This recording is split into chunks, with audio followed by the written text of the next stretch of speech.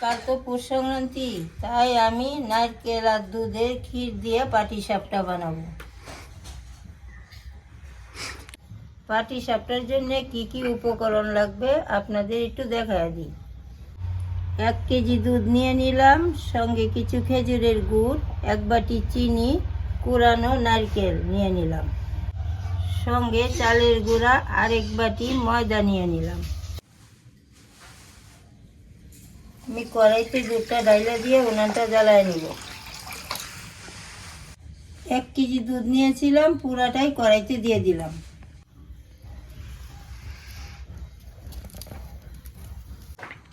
উনানটা জ্বালায় দিছি, কিছুক্ষণ সময় দুধটাকে জাল করে ঘন বানায় নিব। 20-25 মিনিটের মতন দুধটা জাল করে ঘন করে নিছি। এখন আমি পুরানো নারকেলটা দিয়ে দিব, খেজুরের গুড়টাও দিয়ে দিলাম, সঙ্গে ছোট বাটি 1/2 বাটি চিনি দিয়ে দিলাম। ক্ষীরের জন্য সব কিছু দেওয়া হয়ে গেছে। আমি ভালো করে মিশিয়ে নিয়ে কিছুক্ষণ সময় জাল করব। সব কিছু দিয়ে 20-25 মিনিট হালকা তাপে জাল করে নিলাম। দেখেন ক্ষীরটা আটা আটা হয়ে গেছে, এখন নামায় নিব।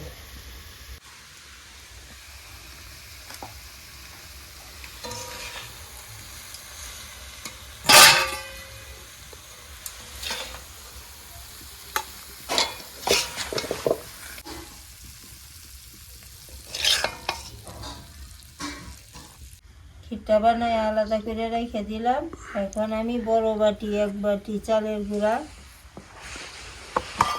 ছোট বাটি 1 বাটি ময়দা,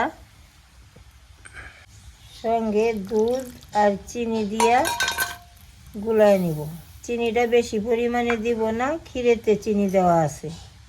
অল্প জলও দিয়ে দিলাম। আমি এটা খুব ভালোভাবে মাইখা গুলাবো, যাতে এটা দানা দানা না থাকে।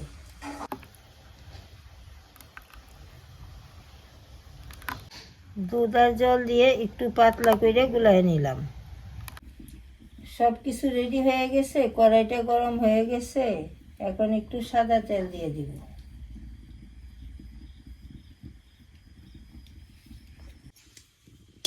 পাটিসাপটার জন্য খুব অল্প পরিমাণে তেল দিয়ে দিলাম।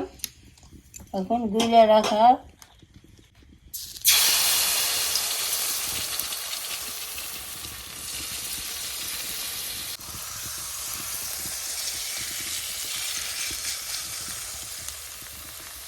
একটু ঘুরায় ঘুরায় সরাই নিব।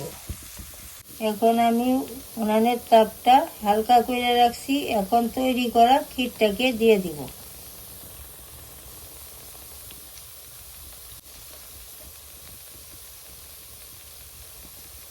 ক্ষীরটাকে মাঝখানে লম্বাভাবে দিয়ে দিলাম। এখন এইটাকে উল্টায় নিব।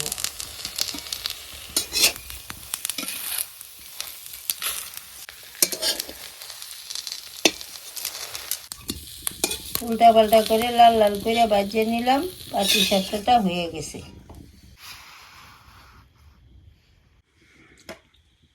দেখেন আমার পাটিসাপটাগুলো হয়ে গেছে। এইভাবে পৌষ সংক্রান্তিতে পিঠা বানায় খাবেন, খুব ভালো লাগবে।